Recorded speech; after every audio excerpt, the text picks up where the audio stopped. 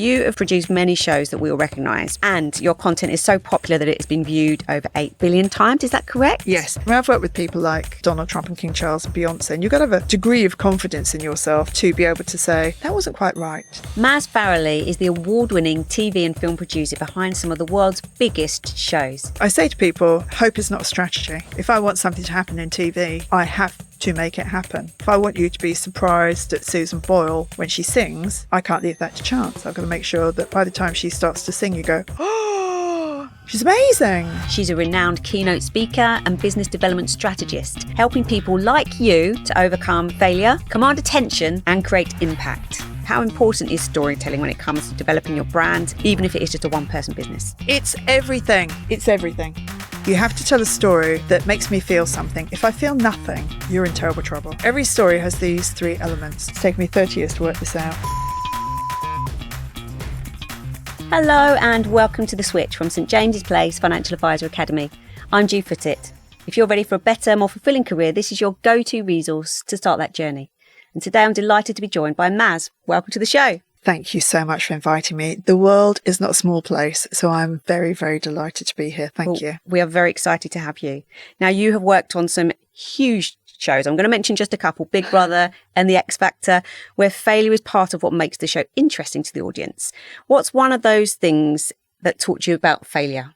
So I probably don't view failure the way other people do, because I don't really think there's such a thing as failure. You know, when a child is learning to walk and falls over, you never go, you failure.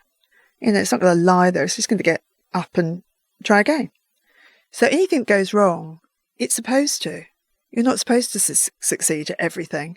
If I got upset at failure, I would have lasted in television for about 45 minutes, because everything that can possibly go wrong will go wrong. There are 2 ways I think of looking at it. One is if you're fine with taking a risk. So TV is a bit like finance. You know, you can take a risk, but it has to be a very calculated risk and a very safe one. So I used to like trying stuff that I thought might not work, but could, but not trying stuff that I thought wouldn't work, if that makes sense. So on Big Brother, we thought that we might like to hypnotise the housemates. With their consent, obviously, not just creep in and hypnotise them. My boss wanted to do it as a live show.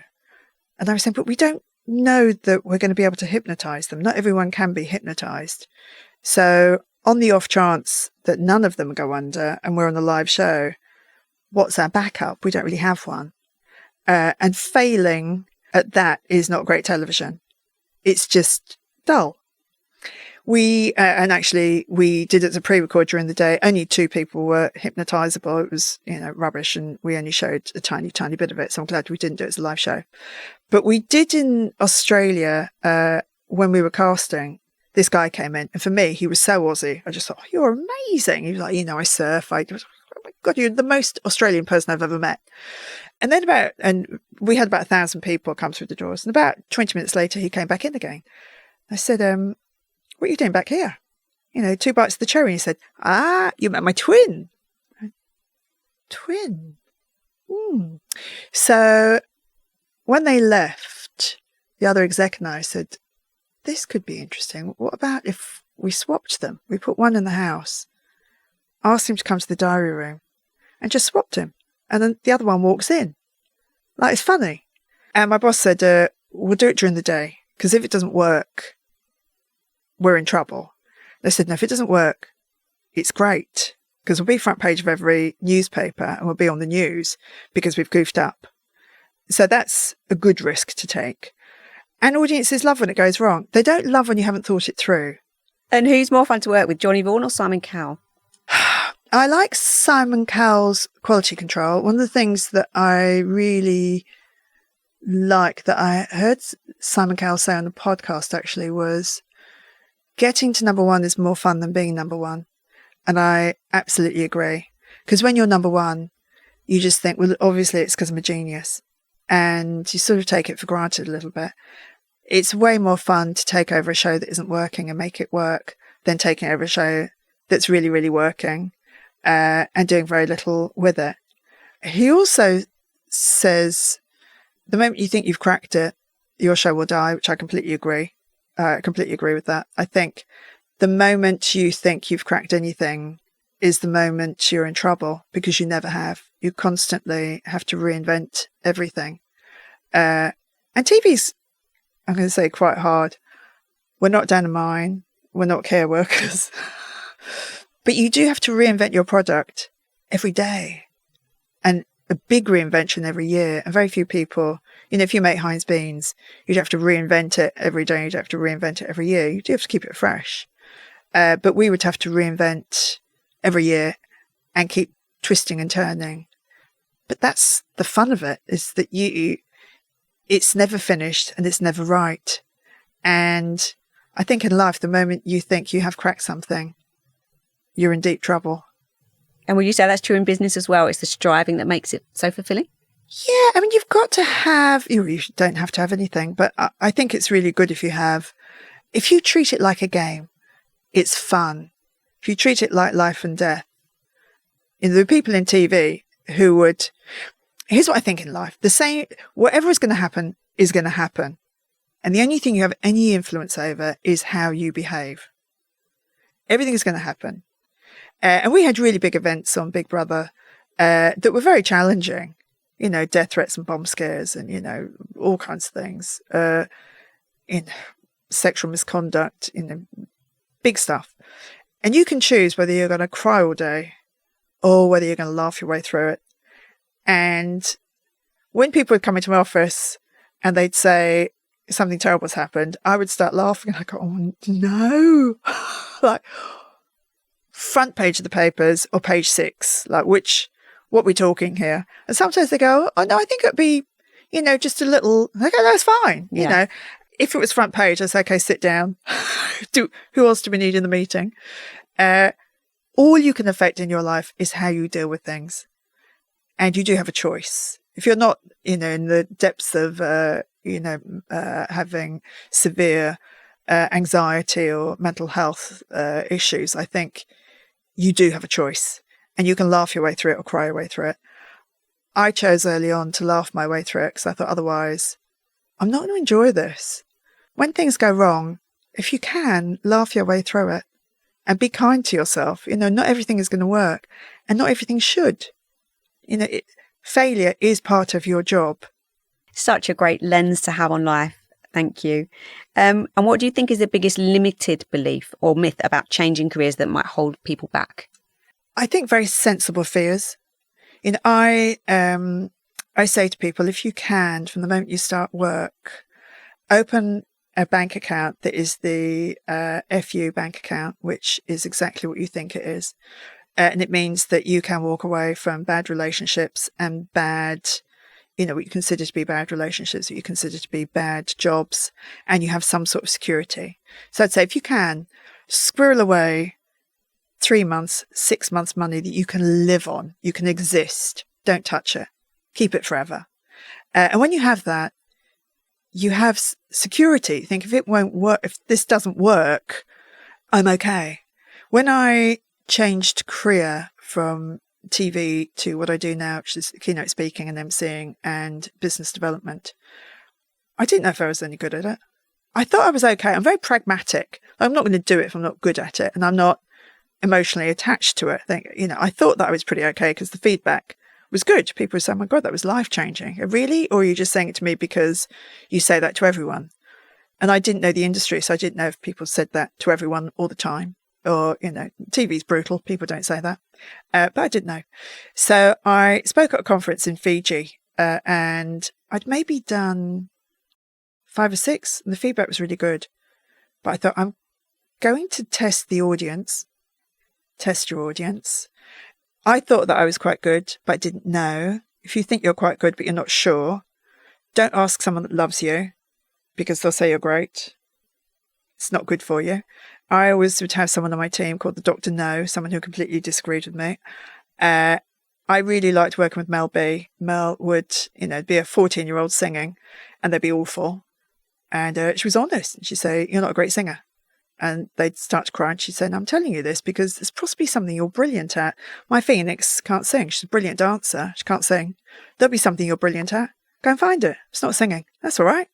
go and try something else. That you'll have something brilliant. It's just not this. So I really like a Dr. No. I think Dr. No people are wonderful to have in your life. So I spoke at this conference in Fiji, and I said, you're going to decide my career. And I'm not attached to this. I think I'm quite good at it. But if I'm not going to do it. It's pointless, waste of time. So at the back of the room, there are 200 beads. There are 200 of you here. There's a bowl that says, do it. There's a bowl that says, don't. And at the end of this, I'm going to leave the room. You're going to put a bead in the one that says, do it, or the one that says, don't. And I don't care. Like, I'm not attached to this outcome. If I'm not good at this, I'll go do something else. There'll be, as Mel B says, there'll be something I'm good at. And all of the beads, except one, were in the do it. And there was a guy standing there, and he said, this whole session was about thinking differently. So I thought differently, and I thought, if I put this in here, you'll talk to me. I said, you're right, genius. And that was the day I became a professional speaker, because I thought I was good. I tried it. I tested it. I listened to feedback, and I asked for really direct feedback, and I gave people permission to say no to me. And with everything you do, if you want an honest opinion, don't ask someone who loves you because they'll say it's great. Or have, someone who loves you who's brutal. I have two friends, Lindsay and Fee, and they're really, really good at being brutally honest, and I love them for it. There's no point in them saying to me, well, your website's really interesting if it isn't. It's great if they say your website is quite dull. You should change that. You go, brilliant, I will. I love that. I love put the bead in the jar, either one. It reminds me of the Innocent Smoothies startup. Yeah, that's the idea. At a festival, didn't they? And put your empty bottle in this one if you think we should quit our day job, and this one if you don't. That's it. So I think I'd read that the day before, and I thought, I'm going to do the same, because what's the point in doing something if there isn't an audience? It's not going to work. So I think you can mitigate risk by doing lots of research. So when I wrote lots of TV shows, and I can't cook, and I don't really ever cook, but I've written a lot of TV shows, probably made about 300 cooking shows. And I used to sit outside of supermarkets and just look at people and think, what do you want? And what are your problems? And how can I solve them? And how can I engage you? So really think about your audience. If you're thinking about, every room you walk into is an audience. You're going for an interview. That's an audience. Might be an audience of one person or three people, but still an audience. And you have to think about who they are, know all about them, know more about them than they know what their problems are, know how you can solve them. Be entertaining. And I don't mean come in and dance, but you've got to be interesting. If you're not interesting, guess what? No one's interested. You have never bored anyone into giving you a job. Ever. Has anyone ever bored you into giving them a job? Has anyone ever bored you into buying their products? No. And yet, most companies' websites and advertising and marketing is so dull that you just think, oh, dear Lord, help me. One of the things we actually help people do at St James's Place in our academy, part of the onboarding process, is thinking about that immediate market research. So we ask them to do an exercise called sounding. We call it soundings. So it's go and speak to X number of people. Tell them you're thinking of doing this. Note down what all their responses are. Because it's like you say, it's like, can you see me in this role? Does it sound like a good idea to you? Or actually, can you not? But don't just ask your friends and family. Don't just ask your friends and family. And if you can do this, ask a negative question. So in TV, we would do an enormous amount of research. So we would get people into a room, show them a show, and ask them questions. Now, pretty much every question on earth is a leading question. It's almost impossible to write a question that isn't a leading question. So I don't try. I just say, tell me what's wrong with it. Because if you say, tell me about the show, people are very positive and they're lovely and they're kind and they're nice in front of you on social media, less so. So you'll learn a lot from social media. I would ask people what's wrong with it. So I sent my current show reel to a load of friends, and I said, tell me what's wrong with it. And what was great is if they wrote back and they said, I can't find anything wrong with it, actually. Much as I would love to tell you, you're rubbish on it. It's a really good show reel. So ask for the negative. And it's easier for someone to be honest. Yeah. I mean, what you want is honesty. Yeah. You really do. And you want honesty at work, and you want to be honest with people. You want to deliver your message in a very kind way, but you do want to be honest. It's the kindest thing you can be. Now, you have produced many shows that we all recognise, and your content is so popular that it has been viewed over 8 billion times. Is that correct? Yes. So I suspect that lots of my friends would be the same. They've never added it up. But I was being interviewed by someone. They said, how many views do you think you've had? I thought, a couple of million. And a friend was there and she said, you did a show for MTV that was 70 million viewers every week. So you're more than a couple of million. Well, yeah, you're right. So we started to add, we got to 8 billion and we stopped. That'll do. Yeah. Over 8 billion is a great number. It's fine. I mean, over 1 billion's fine, isn't it? We go, yeah, we're good. And I've heard you mention this before in terms of this is your white coat. Yeah. So I think when you are thinking of changing career, in fact, every room you walk into, we would do it when we were going out pitching. And I do it before I walk on stage, because sometimes I walk on stage into, I did the Marie Claire Women of the Year Awards. I did the keynote in Australia. And you're walking into a room of the Attorney General and, people who are winning awards for being incredible women. And I'm there doing the keynote. And you have to have a degree of confidence to walk onto that stage. I mean, I've worked with people like, Donald Trump and King Charles and Beyoncé, and you've got to have a degree of confidence in yourself to be able to say, that wasn't quite right. Do you mind just changing this or changing your energy or sitting up straight or, being a little bit shorter and a bit more, it takes a degree of confidence. And also it creates a degree of confidence in them that they have to trust you. Why would they listen to me?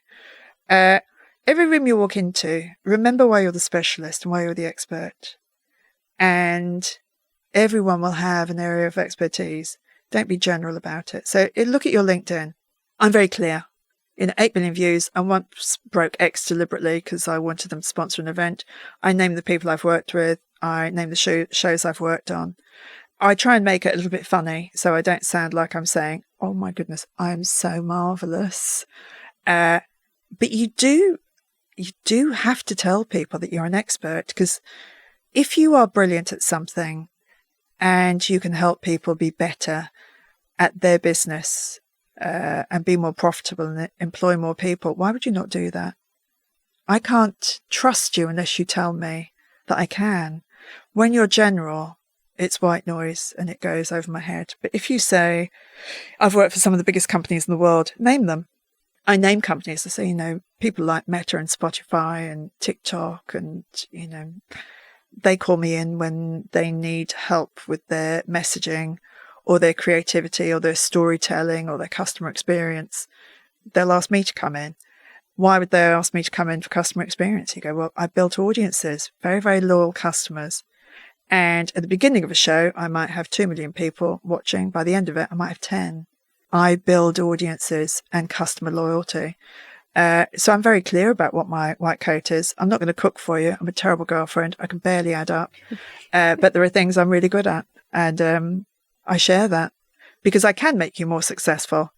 Why would I keep that to myself? I want to help you.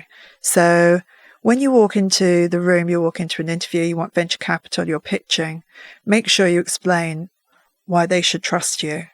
You walk into a hospital, the people wearing white coats are the specialists. Or nail technicians, depends. But you really, you want to be that person wearing a white coat. And sometimes write it on the wall and just remind yourself every now and then of the brilliant things you've done, because we forget.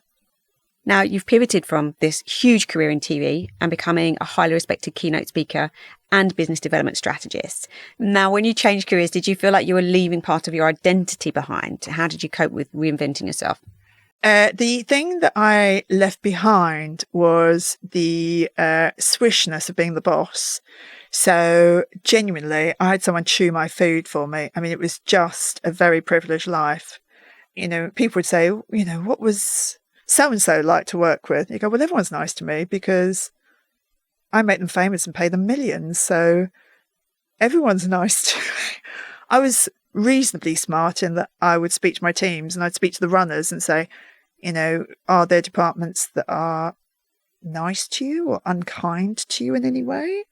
Are there individuals?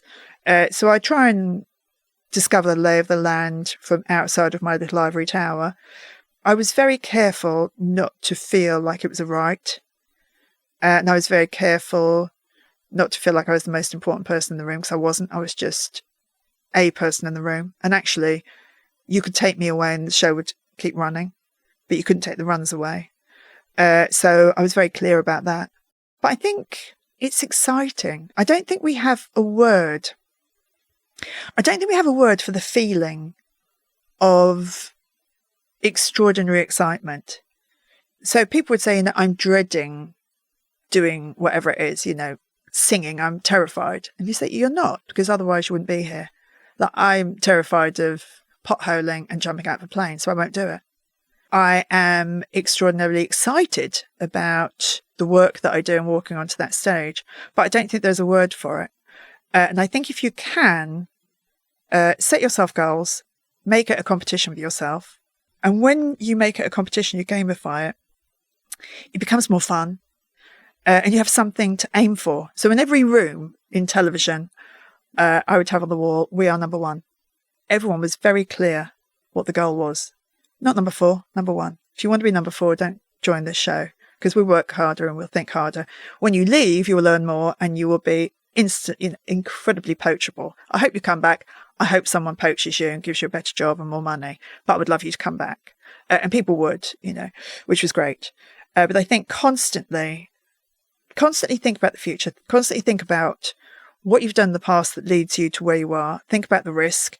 Have your money tucked away so you have that safety net.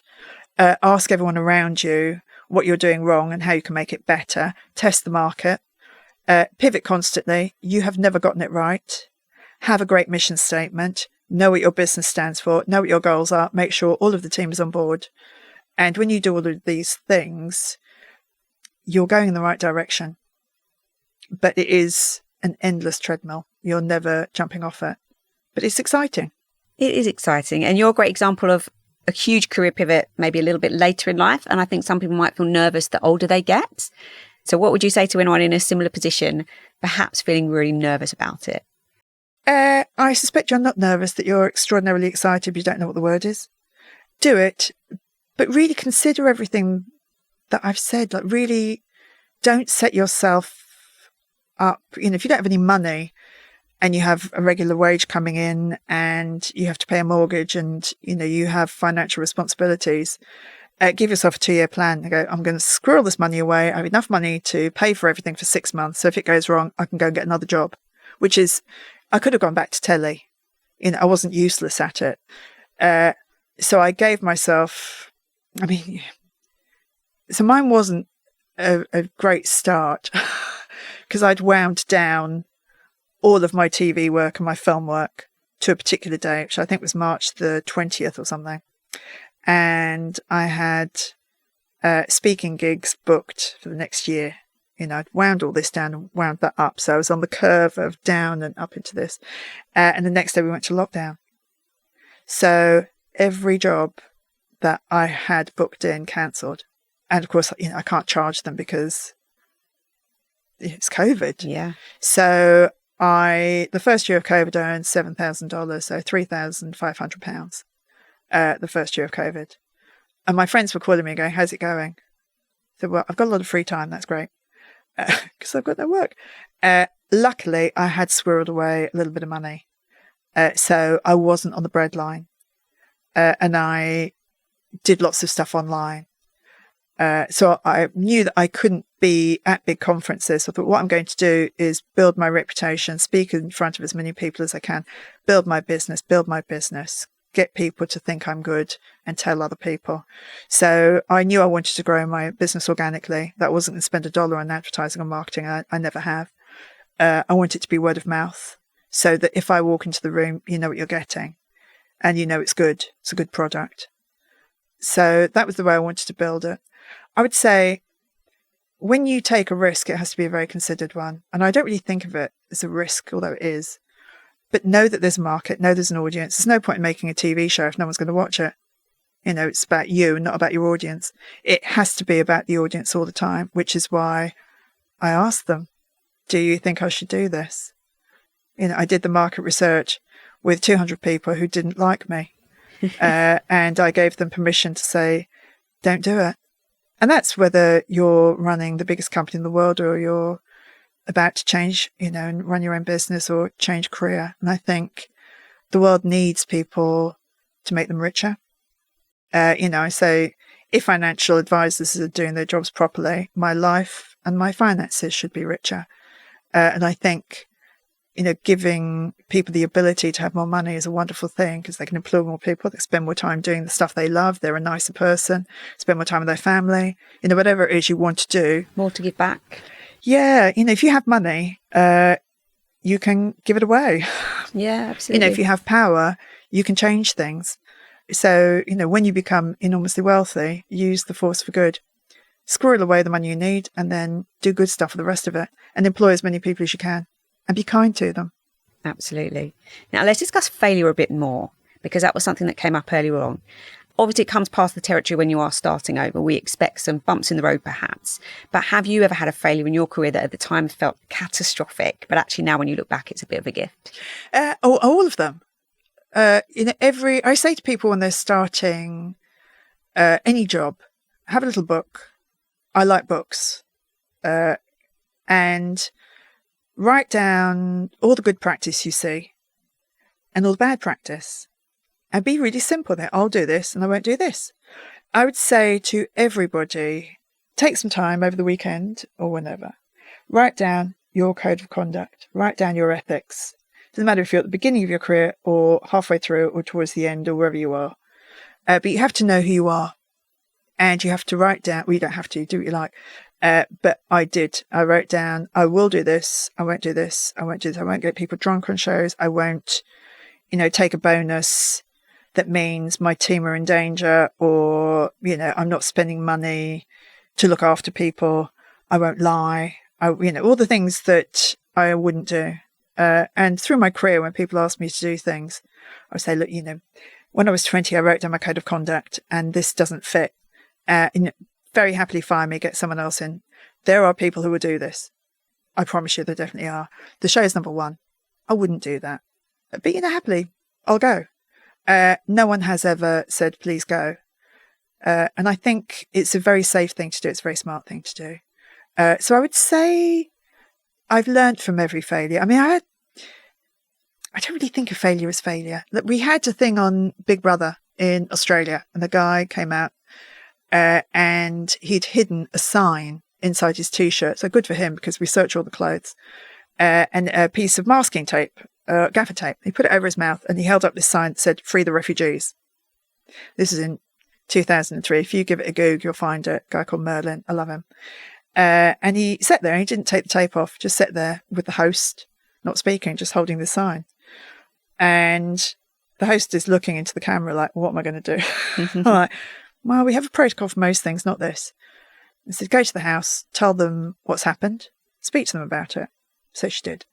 And then, we tried to talk to the guy. We went to a commercial break and he wouldn't speak. So then we went back to the house and it was incredible television. The next day, it's everywhere. It's on the news, it's the papers. People have taken the sign and put things like, free, the sound department, free biscuits with every cup of tea you make us, became this meme that kind of went everywhere. One of my really good pals, who's a genius, Matt Yaps, who was new to telly at the time, well, reasonably new. He's now the king of the world. And he said, God, last night would have been awful for you. No, this is the best thing that could possibly happen. We have $200 million worth of free advertising that we haven't paid a cent for. I could not be happier. When it goes wrong, it very rarely ever goes wrong because everything is going to happen. The only thing you can change is how you deal with it. And you can't change what's happened in the past, but you can learn from it, be really honest about it, tell people what you're going to do to make it better. And the most important thing is you learn from it. Most of the time, it's publicity. I think you have to be very honest when you goof up. Tell people you have. Tell them how you're going to do it better next time. Don't hide it. When you hide it, you have, secrets in your back pocket. You don't want that. I mean, there would be people who would, happily list 40 catastrophes in my life. I mean, there are hundreds. A friend of mine sent me a list of, I can't remember whether it was in the UK or whether it was in Australia, the top 10 worst moments in TV. How many of them do you think I had in the top 5? 5? 4. And I posted it because I thought it was really funny. And I said, I don't know whether I'm proud or embarrassed. You decide. Either it's really embarrassing or it's brilliant, because these shows were supposed to be controversial. It was their actual job. The network would say, try and make it as controversial as you can, whilst, staying within the boundaries of what's acceptable. So I did my job brilliantly. 4 of the 5 moments, the worst moments in TV, were mine. And you go, that's great. Not the 4 most mediocre moments, the 4 dullest moments. Now, that one I would be embarrassed about, but the 4 most controversial, when the brief was to be controversial, is fine. You learn from everything. If you don't, it's a wasted opportunity. Now, on your website, and you've already mentioned one of these names, you've worked with some incredible people, have them on your speed dial. We've got Mel B, Scary Spice, David Hasselhoff, Jason Derulo, all of whom have had massive public highs, but also lows. So do you feel like seeing these close up has shaped the way that you see failure in your reinvention? Not really, because everyone goes through that in life. When you are famous, you get paid more, not because you're better at your job than anyone else, but because your privacy disappears. And that's, Mel B is not a better judge than the editors are better editors. And she's the first to tell you that. But when the show goes wrong, people will shout at her in the street, and they won't shout at the editor, and they won't shout at me because they don't know who I am. So that's what they're paid for. I've worked with an enormous number of famous people, and an enormous number of people who want to be famous, and I would say to them, don't, because it's awful. You'll get a great table in a restaurant, but is that enough for people being super critical? And I think it goes back to the first thing I said, really, which is, if you can laugh, when things went wrong on The X Factor, Mel B would just laugh and laugh and laugh. And if someone was, a terrible singer, she'd just start laughing, and then they'd start laughing, and she'd go, love you, you're beautiful, but you can't sing. And they'd start laughing, and she'd laugh, and we'd all laugh, and you go, yeah, it's kind and it's funny and it's honest. Yeah. And see previous, you have a choice. And I think if you can honestly put your hand on your heart and say, all the decisions I made, I thought were the right ones and ethical and kind, and not all of them turned out that way, but I approached it from a kind, ethical way, I think you can sleep at night. Definitely. Now, last question on failure. I've seen in your content that you talk about putting failure in your business plan specifically. Oh, yeah. So we walk people through building a business plan before they join us here. So I'm just wondering, how might somebody incorporate that in their business plan before they're starting? Because they're not thinking about failure at that point.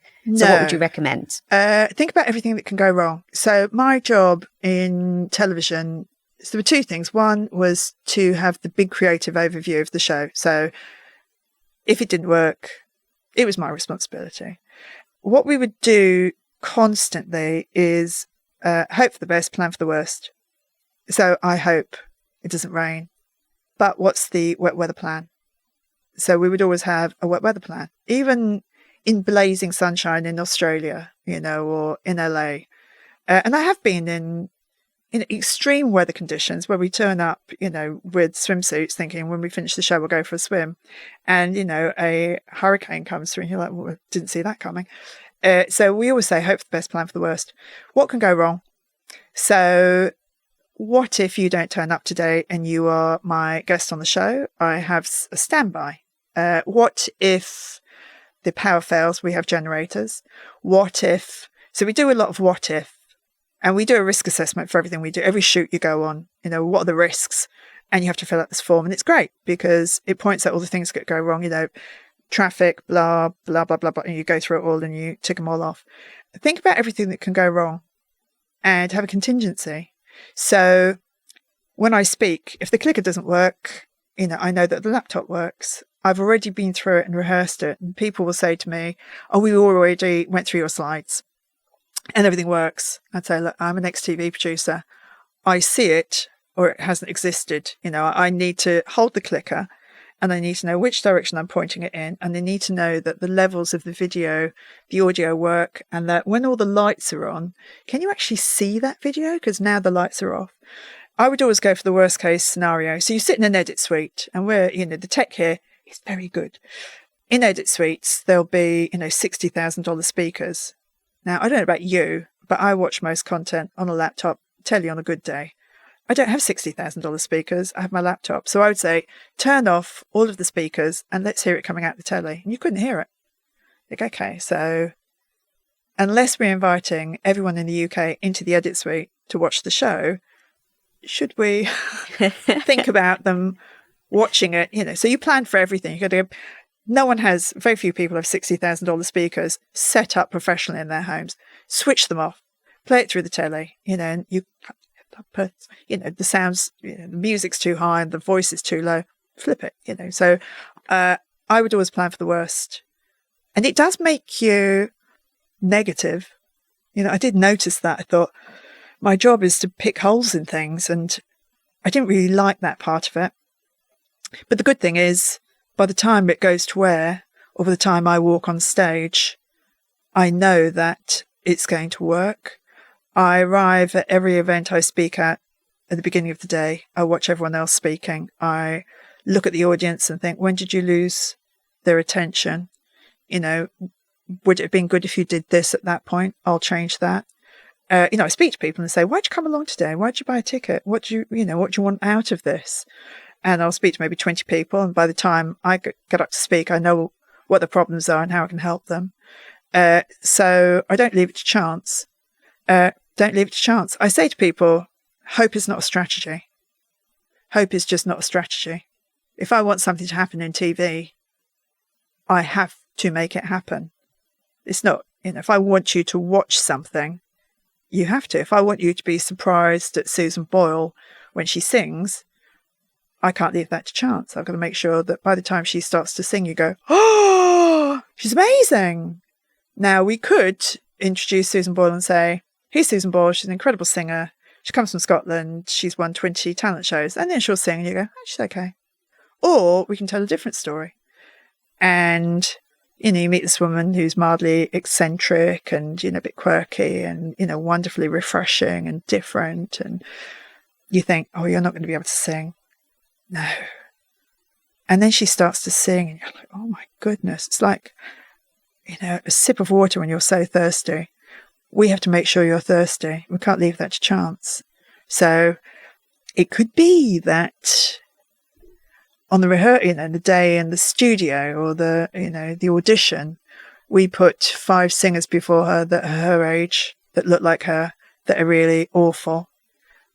We don't do it first thing in the morning because you don't have anything to compare it to.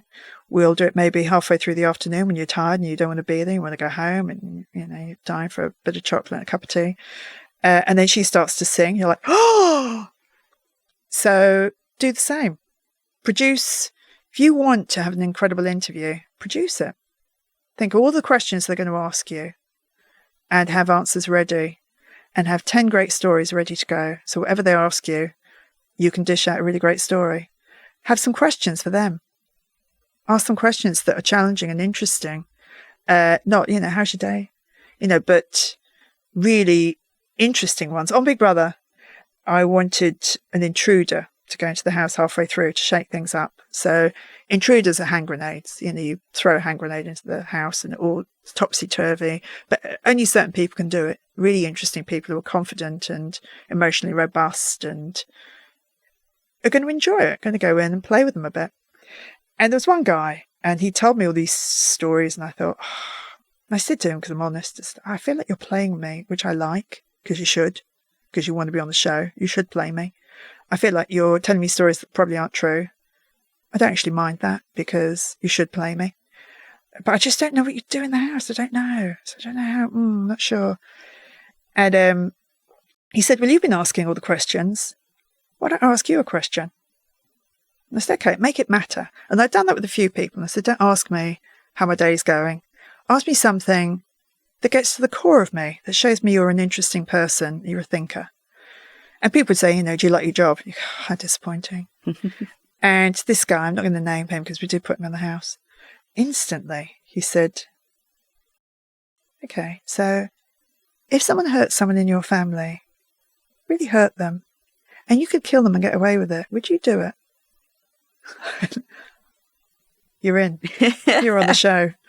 And he was walking out, and he turned around and he said, would you? I said, what do you think? And he went, yeah, you would. You wouldn't, but you would. Left. Oh my God, he's going in. He's so good. Have some interesting in your back pocket. Love it. I can remember that kid, that, guy from, that'd be 20 years ago. Yeah. And I can remember him in minute detail. When you leave the room, can they remember you? Absolutely. Now, you are an expert in brand and storytelling. If you're starting a new business or going solo, maybe starting something new, how important is storytelling when it comes to developing your brand, even if it is just a one-person business? It's everything. It's everything.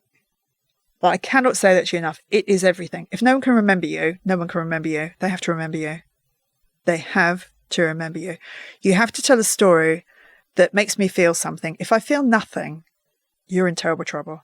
Every story has these 3 elements. It's taken me 30 years to work this out, but it works. So 3 elements to every story. Make me laugh. We like laughing. No one says, I hate laughing. It's just a nightmare, isn't it? It's awful. Make me cry. So make me laugh, make me cry. When I say cry, I mean make me care. How do you make me care about you and your business? That charity, they weren't making me care. Didn't give them any money. When you make me care, I will give you money. I'll give you a very quick example. In Australia, there is a day, and I talk about this when I do keynotes, called Legacy Day. And it is a day where school kids sell badges to raise money for return service people. And the money that's raised goes to, families who've lost loved ones, people who have been through trauma, whether it's physical or mental trauma. It's to help them. And it's a great day. And, I'm glad it exists. And I was walking through the train station and this kid said to me, do you want to buy a badge? And I said, no. But you're not selling badges, are you? This kid, because I'm obsessed with storytelling and messaging. And this kid said, selling badges? No, you're not. And I said, well, you're selling a thank yous to people who've been to war, for people like me, who are lazy with no discipline. You do not want me fighting a war for you because I wouldn't turn up. I'd have gone out the night before, or I'm having my nails done, or I'm meeting, meeting Dee for a drink, I'm meeting Alan for, coffee. I just wouldn't bother. Once a year, if we have a chance to say thank you to people who've been to war to keep this country safe and free, so that I can vote, drive a car, walk down the street and show my hair, do whatever I want. Once a year, would it be okay for me to give some money to say thank you to people who've done that in the background? And that's what you're selling. You're not selling badges. You're selling thank yous to people who've been to war to keep this country safe and free. What's your story? Are you selling badges? If you are, you're in trouble. If you think harder about your business and you tell a story, and you can tell the story of badges, you're not going to be in business for long. Think about what you're selling. It is much bigger than what you think it is. What is the outcome? What is in it for me? What am I going to emotionally attach to? Not emotionally attached to a badge. I don't need one. And that's not the point of the whole day. You're missing the whole point. Most companies are missing the whole point of what they're selling. Especially in finance, you're not selling bonds or shares or pensions. You're selling the ability to give safety to your children so actually they can take a few risks. You're selling the ability to sit with your partner having a bottle of wine somewhere in the future in Italy. Go, we did this, darling. Isn't this beautiful? Isn't this wonderful? That's what you're selling. So make me laugh, make me cry, make me care, and surprise me. What's your story in your business? Why are you an expert? Are you speaking in white noise, all the boring stuff that everyone says all the time? Do you want to buy a badge? No. You telling an incredible story. Are you memorable? When you leave the room, what do I remember? And I hear Stephen Bartlett referring to this as skills stacking. And I mention it to new people coming in because they're transitioning from one career to another to financial advice. And often they feel like a bit of an imposter because they've come from X and then now they're Y. But I'm like, well, that's your superpower because I'm a fully qualified financial advisor with expert knowledge in X or Y, whatever it was before. So they become very attractive to people still in that profession to come and help them. Yeah, I think one of the things that's interesting is if you come from a previous business, you have all of that skill set plus. When I do a lot of work with universities like booking me, they call it employability. I can help people be employed. I can help them tell their story, get interviews and get jobs. Because what's the point in educating someone, an enormous amount of money if they can't get a job? That's where I come in. If you are new, people say, I've never done anything. I say, so what's the benefit of that? Because there's always a benefit. It doesn't seem to be one. So, well, we're all stuck in the way we've done it forever. You can come in and have a fresh approach. You can tell me everything that's wrong with the business because you're coming in with no preconceptions. If anyone has ever bought a house, moved into a house, and you'll do a list of 40 things. You'll do 3 of them. The other 37, you get used to very quickly. And you don't notice that window doesn't open. It'd be really good if it did. And the back door doesn't shut properly. And, it's really squeaky and the carpets and, all the things wrong with it. You accept it.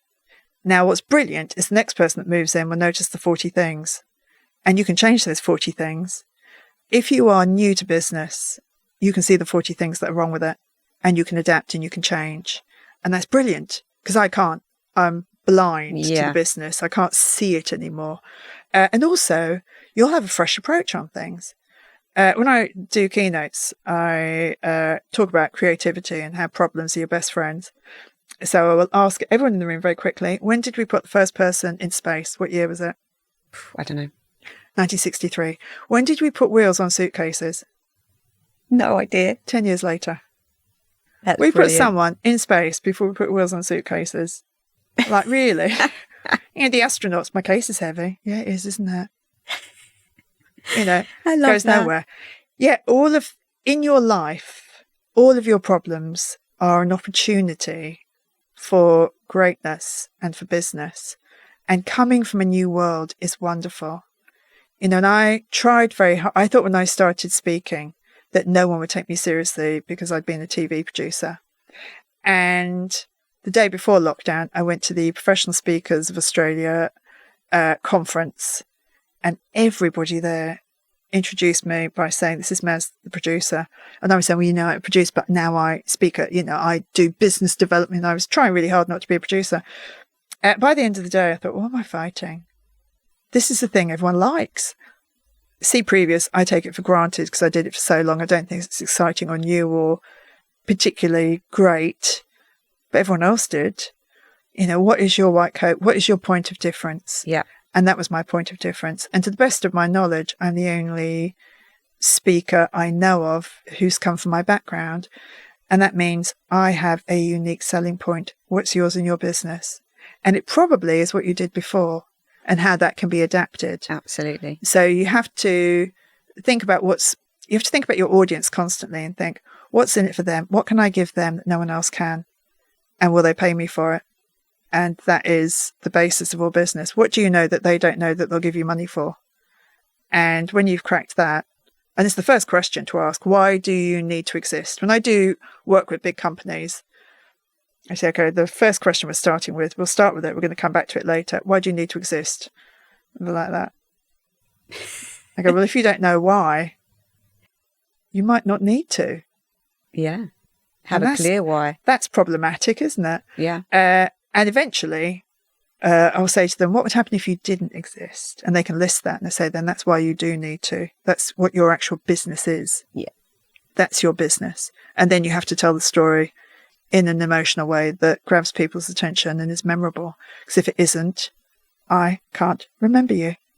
Now, talking of audiences and being memorable, when it comes to the world of entertainment, you talked about the importance of capturing the audience in the first minute. Otherwise, they've got their own control. 10 seconds. 10 seconds, they're gone. It's brutal. So what is critical for those first moments when somebody's in front of a potential client? And how can you make sure that you don't waste your chances? So what is the job of the first 10 seconds of a TV show? What's the job? Engaging. Yeah, make you watch the next 10 seconds.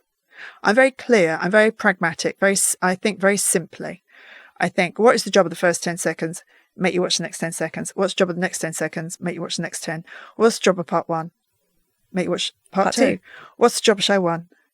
Show 2. Yeah. What is the job of the first 10 seconds when you meet someone? Make sure you have their attention and they're going to give you another 10 seconds. So how do you do that? When you go to a pitch, and everything's a pitch in life, whether you're going dating, you're asking for venture capital for a job, whatever it is, pitching an idea, it's your job to get their attention and keep it. And you have to construct every pitch and every interview like a TV show. What do you know about the audience? I will forensically examine the audience of everyone that I speak in front of. It's why I would sit outside a supermarket when I was writing a cooking show and think, what are your problems? How can I solve them? What are your problems? How can I solve them? Constantly ask yourself that. What are the problems? How can you solve them? You have to be memorable. You have to stand out. You have to have a unique selling point. If you don't have one, what's the point? I could throw a dart into the industry. If you can niche, that's brilliant. If you're a financial advisor that does new mums, you have a market and you have people to speak to and you have to get in front of them. Where does your market live? Are they on LinkedIn? Are they on Insta? Are they on Mamma Mia? Are they on Diary of a CEO? Where do they live? How can you reach them? How can you speak to them in their language? I did a lot of youth TV until I was 50.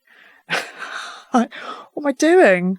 Really? And I promised myself I wouldn't do it beyond 50. I can't be making youth TV when I'm 50. It just doesn't work. You have to speak to people in their own language. I had rules when I was doing music shows. If I'd heard of anyone, they couldn't be on the show because by the time I'd heard of them, they were beyond. So you have to know who your audience is. It's not about you, which is very brutal to say. It's about them. One of the things I say very clearly to every company and everyone I ever work with, it is not my job to be interested in you. It is your job to be interesting. I love that. And when you flip your thinking, it really changes your business and changes your life. When you walk into that meeting, with you guys to see if you're going to be at the academy, it's my job to make sure you're interested in me. It's not your job. It's not your job to be interested in me. If I'm dull, it's not your job. My job is to walk into the room and fascinate you and tell you why you should choose me. And the heavy lifting is for me. You think, I need to know what your problems are, how I can solve them. I need to know that if you put me through this, I'm going to go out into the world and be incredible. That I will niche down. I will do the absolute best. I will keep reinventing my business. See previous. The moment you think you've cracked the show, you haven't cracked the show. Yep. You have to keep that plate spinning and then add another plate. How do you do that? And it's not easy. And if it was, everyone would be successful. Absolutely. It's hard. And you need to think harder. The only thing you can do, genuinely I believe this, the only weapon available to you is thinking. Like, these are great mics, aren't they? They're really lovely. They gather lovely sound. They're expensive. They're a great brand. But actually, if we're sitting here saying really dull stuff, what's the point in the mics? We have to think harder. You have to think harder with your questions. You have to think harder in booking your guests. And they have to think harder about how they shoot this. And everyone has to think. Think. That's all you have, is thinking harder. It's all you have. Everything else in this room you can buy on Amazon or pop down to, Mike's R Us and buy them. I couldn't agree more. My next question was exactly about this. I'll outthink you as one of your philosophies, to think harder and longer than anyone else. Now, storytelling is becoming, and you will, storytelling is becoming democratized a little bit by AI. But are there many disadvantages to that? And what's your view in the evolving world in the creative industries? Yeah, AI is fantastic. It's great. For me, it's a writer's room without the grumpiness that I can keep going back and saying, not good enough, not good enough, not good enough, not good enough. And, I have to be very clear with my prompts. I want you to write this, this, this. I want it to be for, this age group. I want to, very clear. That's what AI is. A very big network got very excited about algorithms and AI. And they said, we've cracked the code of content. If you have a car chase within 4 minutes and you have, a shootout within 6 and you have a love interest within 8, it will work. And I was sitting in the meeting with them. I said, "It worked once." And they went, no. This is what works. And I said, "Okay, so you're going to give everyone that in everything from now on. How's that work? I've watched it once. I'm not going to watch it twice. Certainly not 4 times. AI can take all the data from what's happened and it can predict, but it doesn't work the way our brains do. AI will beat you at chess, but it cannot create chess. It cannot create, well, I don't think it can. I'm not an expert. I didn't create it, but it can't create a human need for a game where you sit opposite someone you don't know, you don't speak, goes on for potentially days. I mean, it's the exact opposite of what I think AI would create. It'll beat you at it, but it won't create it. It won't create cricket, which I think is, everyone hate me, the most pointless sport on earth. Play it for 3 days and it's a tie. I don't understand, like soccer. The only interesting bit of soccer is the penalty shootout. Cut the 90 minutes, just have a penalty shootout. I'll watch that every weekend. Am I wrong? No. You get to the penalty shootout, no one's singing, everyone's silent. Just give me the penalty shootout. So I think in the future, the thing that will be different is handmade, handwritten, sitting in a room, going to a conference, coming back to the office.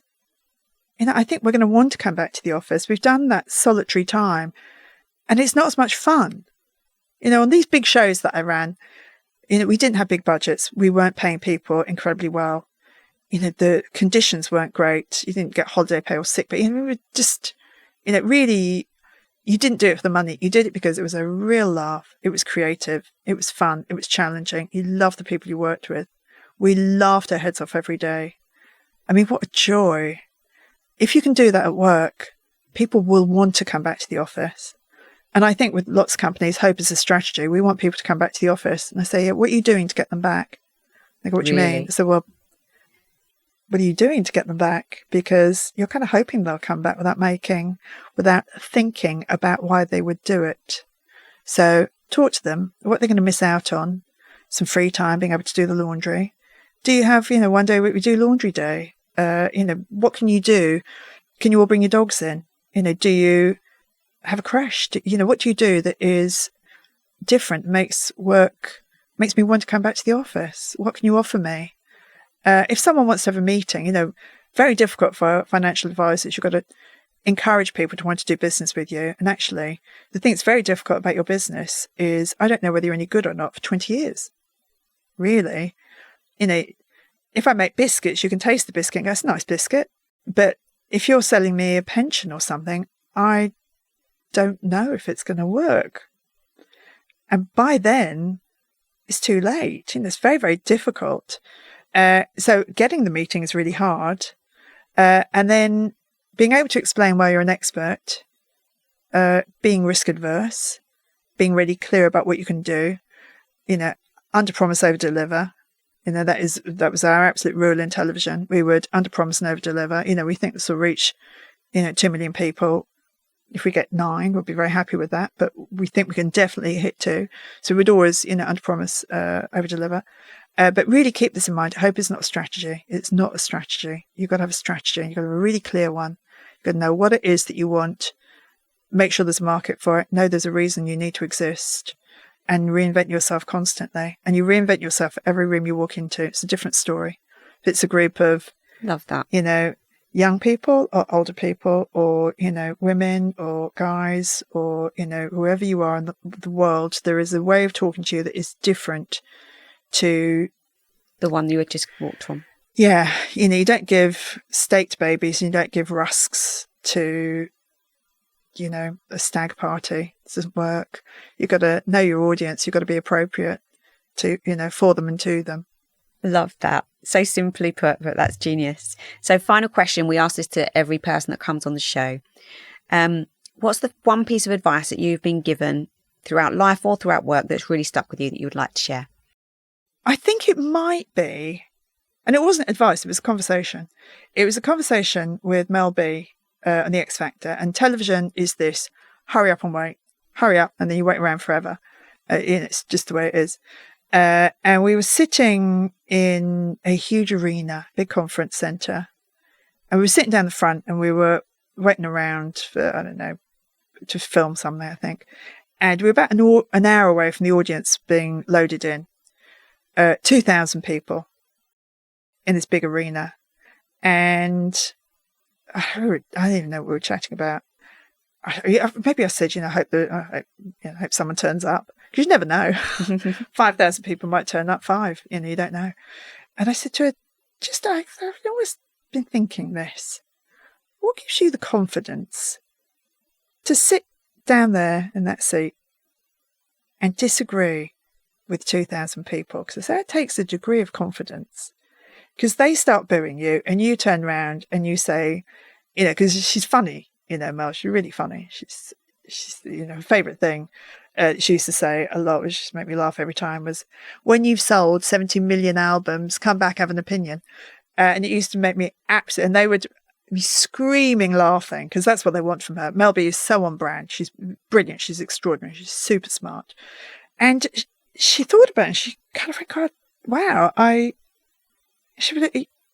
just me. I mean, I thought you just employed me because you wanted my opinion. You wanted me to be honest. And that's all I do. I'm just me. And I thought, my God, you are. And wouldn't it be great if we all were just us? You go, I'm not, people say to me, you're so confident. I said, no, I'm really, really not. I'm not confident. I'm very comfortable. I don't think I'm great. I don't think I'm not great. I just do my best. That's all I got. When I stand on the stage and when I do talks, I do the 10 commandments, 10 points that I think will help your business, whether it's, leadership or customer experience, creativity or storytelling, whatever it is. I do my 10 points and I give my white coat. I'll say, this is why I think you can trust me. I've done this. So I do know what I'm talking about.